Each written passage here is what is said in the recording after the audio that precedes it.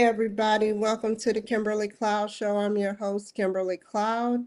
I have a very, very special guest here for the show today. Can you go ahead and announce to the world who you are and where you're calling from? My name is Stephen Murray, and I'm calling from Las Vegas, Nevada. Okay. And Mr. Murray, can you tell me about your past leading up into your present? Sure. I was born in England, and at the age of 7, my family moved to Southern Africa, and I spent all my formative years there, growing up in different countries, primarily Zimbabwe. It's now Zimbabwe. It was then Southern Rhodesia. And when I finished school, I left Africa and went back to live in London, in England. And I settled in London and had a fabulous time there. London's an incredibly amazing city, and there's something for everyone. But the climate is so awful, 6 months of rain, which isn't very pleasant, and I wasn't used to it, having grown up in sunny Africa. And I got We the kind of we kind of was talking about off, the camera that it's just like Seattle, right? yes, Yeah. yes, get everything's very green. The countryside's very green, like it is in Seattle, very green because of all the rain it gets. And I received the offer of a job in Los Angeles, California, and I seized the opportunity, and I came here just with a couple of suitcases and $500 in my pocket.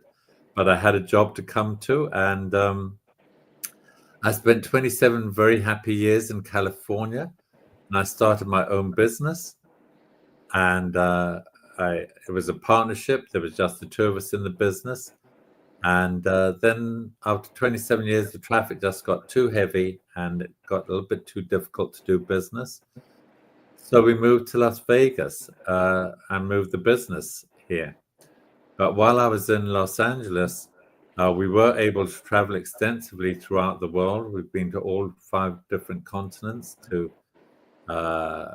I traveled to Europe when I was in England, and then in Los Angeles, I traveled to Australia and different countries in South America, primarily Peru and Machu Picchu, and the Galapagos Islands. And then in Asia, had a few trips there, one to Hong Kong, one to Tell me about your experience. Did you ever experience out of your travel? I asked you this before, but I have to ask again. During your layover, did you ever have a layover during your travels to different continents? Or did the cards always seem to fall, you know, in your favor as God was watching you and you had it pretty cool, you know? Yes, relatively speaking, they were all pretty smooth travels. The planes, boats, trains, whatever, all seemed to fall sort of neatly. There was only the one trip, and that was when we went to Palau in Micronesia, and the plane got cancelled at Los Angeles airport, and we were stranded there for like 14 hours, but it was during the day. And then at night, we finally got on a plane, and we couldn't get to Palau the same night. And we had to spend a night layover in Hawaii, which was unexpected. But that's only one trip. And when I think I couldn't count the number of times I've been on an aeroplane, and no, never been stranded anywhere or delayed any significant times. No.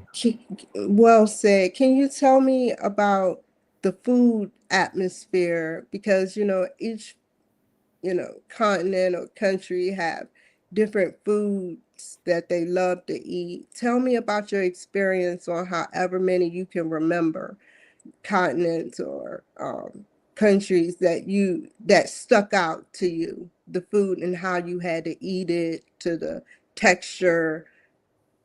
Fortunately, I have an appetite that doesn't have too many dislikes.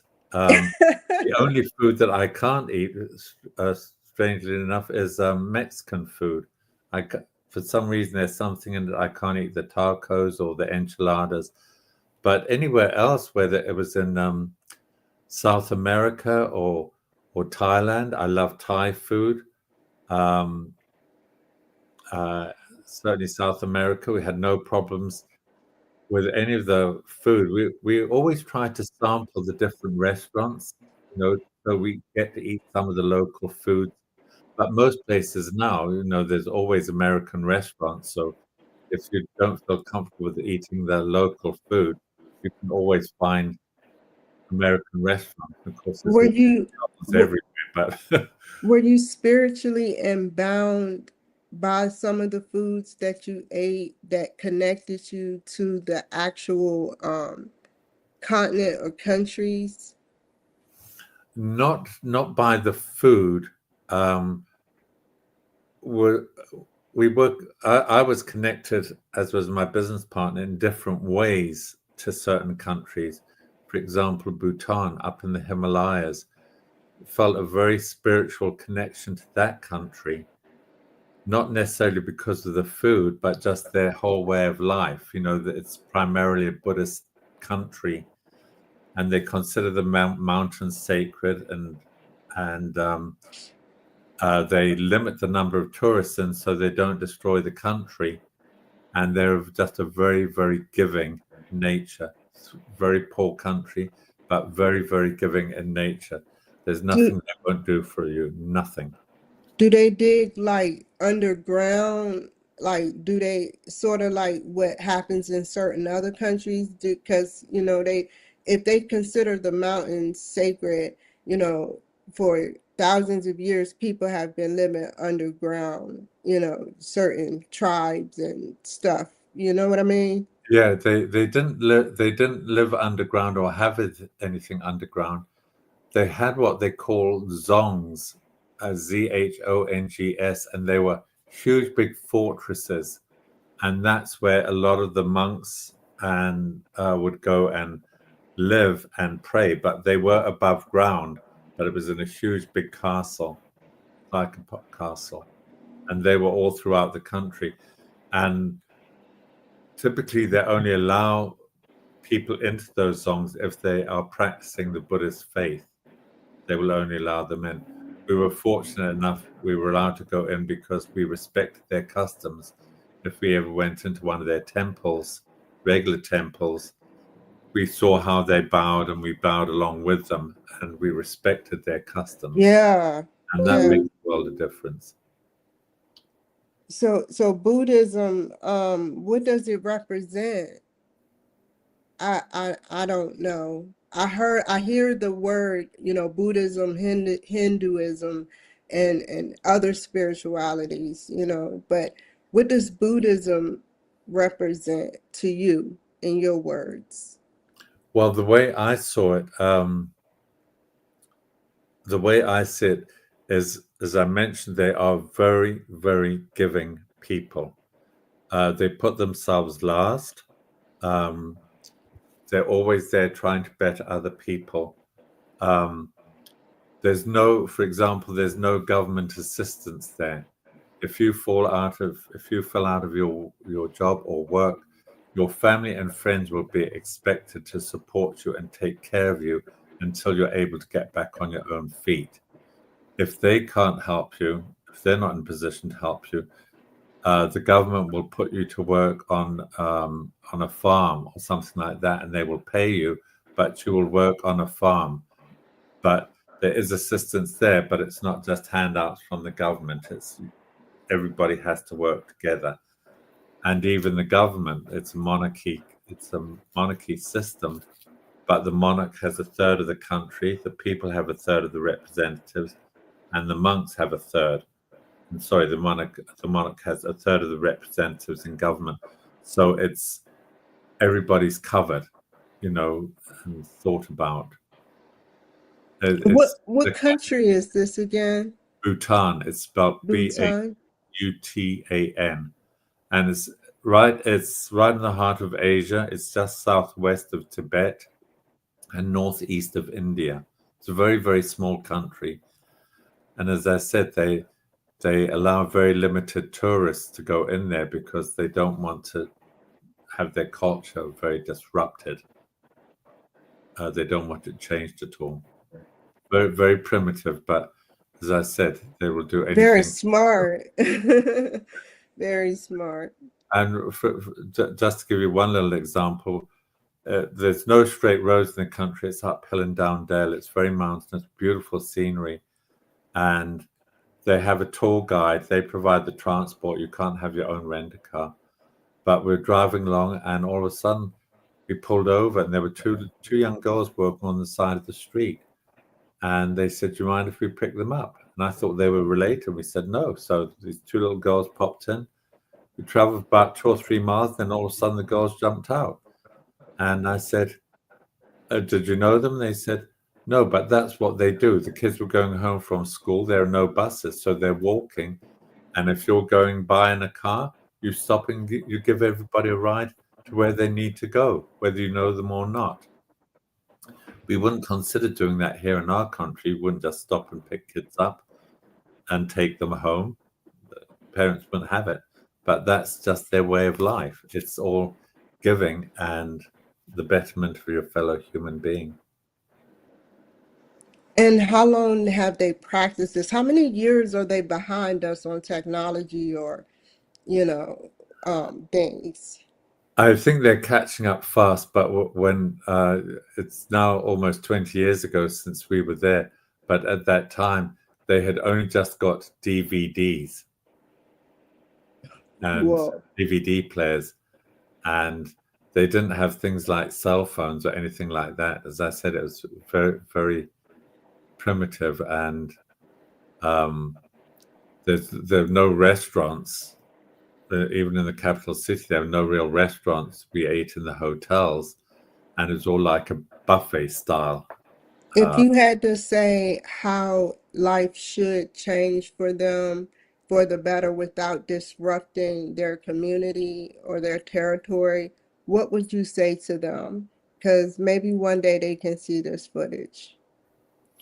Um, hopefully that they will appreciate what they have and try not to let their way of life change too much, because although they might not have too much in the way of material possessions, they certainly have it in the spiritual manner, and that shouldn't be diminished, or hopefully they won't lose that sight of caring for other people, giving back. That's what life's all about, really.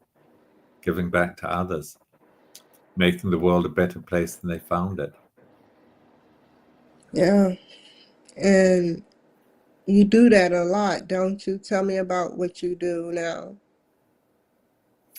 Well, I try to, because I think if we've been given a lot in life, it's incumbent on us to give back. And for the last 2 years, I've been hosting a television program called The Gift of Giving. And it's a 30-minute no-charge interview to organizations that are non-profit here in the state of Nevada. I mean, in Las Vegas, we're known as Sin City, and we're not really a Sin City. We've got all these people giving back, and I interview them all. We've had over 100 non-profits so far on the program, and they're dealing with either homeless or children with cancer or blind people, people with dementia, seniors struggling to make ends meet. We've had all kinds of organizations, veterans, and there's all these amazing people giving back, making our lives better right here in the state of Nevada. It's been wonderful, very humbling experience, I might add. Very humbling. Tell me which event stood out to you the most? Which event stood out to you the most out of everybody I know everybody is probably equal, but tell me something you can remember and recall that y'all talked about on an episode that will bring my audience to your community. Um, that's really hard, because as soon as you ask that, a flood of names, it's like a roster's just come flooding into the mind, mention me, mention me, mention me kind of thing. It's very hard to say, because they've all brought something special. And more often than not, if I'm having a conversation with somebody, they'll mention a condition, colitis or heart disease or something like that, and it'll trigger off that organization. And sometimes it's not necessarily what they're doing, it's who's doing it. We had a young man on, and he was a teenager, and he started up this program in his school to help teenagers who are considering suicide. Well, to have a 14, 15-year-old child do something like that, organize a non-profit that will help children who are thinking of committing suicide. It's amazing. It's nice to know that we got youngsters like that. And another youngster we had on, Right, people. he gets he's opened up like a clothes store, and he started, I think, when he was like 13 or 14, and it's for kids, for children who are going into foster care that have never had new clothes. They just pitch up with what their clothes they have in like a trash bag. And he's now gone and got this little store, and it's just grown, where there's all new clothes for these kids who are going into foster homes, so they have something new to wear. And so sometimes it's the people who are doing the organizations that are amazing in and of themselves. You know, as I said, it's nice to see some youngsters actually not being glued to their cell phones and clicking all day. They're actually out there making a difference. It's very hard. Youngerpreneurs. Yes. Not doing it for the money. They're just doing it because they want to make a difference. And Very that's going above and beyond. And those are things that God's look for in qualities, going above and beyond. And yes. that's what they're doing. Yes. And of course, I've been fortunate enough because the program is hosted by a gentleman, the station owner. It's a small station. It's called WWDB-TV, and the owner is John Stiles, and he's been extremely supportive of the program. So that always makes it nice to, when you've got the owner of the station that is 100% supporting your program. As you probably well know, it makes a lot of difference. Yeah, it definitely does. I I can relate. I have Manhattan Neighborhood Network, and they play my stuff in all of these different networks, these streaming networks. They I gotta give them the credit, for helping me. Yes. Yes. So tell me, during your travels, how what else have you learned from, you talked about Bhutan, or I forgot what it's called, but we talked about that. Yes. Yeah. Tell me about the culture of a different continent. Let's go to a different continent for a second.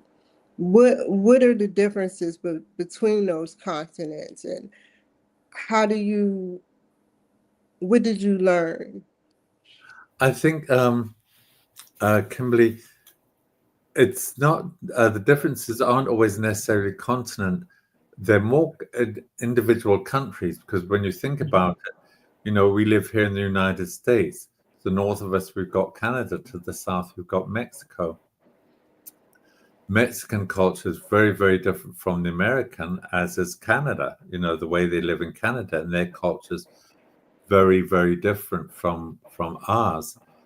And that's what makes it so exciting to go to these different countries. How they learn to live within their environment and their way of life, and how, for example, everybody's on cell phones and what have you, and our communications is vast and far superior to how it is, say, in a lot of countries in Africa that still don't have cell phones. They've got to communicate in totally different ways. So that's what makes it interesting. But the one thing that both my business partner and myself discovered is that ultimately we all smile in the same language, and we all love in the same language. And that's the common thread that binds us as a human race and makes us so special. Yeah. And Yeah.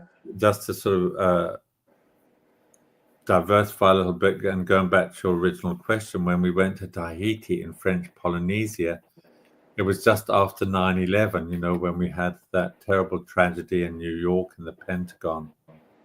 And when we were in Tahiti, we went to this remote little island called Tikihau, and it was a tiny little island, no cars or buses or anything like that. And again, very, very primitive, and the streets were all dirt streets, but it's a lovely little island, nice coast where you could go and swim and snorkel and see fish and what have you. And as we were walking along, this young little girl came out from school, and she asked us if we were Americans, and we said yes. And she put her hand over her heart and she said, "Our heart, you are in our hearts and our prayers in America." And she was in this remote little place of the earth in Tikihau, but somehow she'd heard about it. And this was 1 week after we'd had that terrible tragedy, but she knew about it. And she said, "Our hearts and our prayers are with you all." And it was just heartwarming to know that it didn't just affect us, people across the globe were affected. They felt our pain. That really makes me want to cry. Yes. Wow. That makes me have not even be optimistic, but have hope that not everyone is bad, just knowing that she said those words that I could have been just right there when it was being said. That's deep. Um we're running out of time, so where do you see yourself going for the future?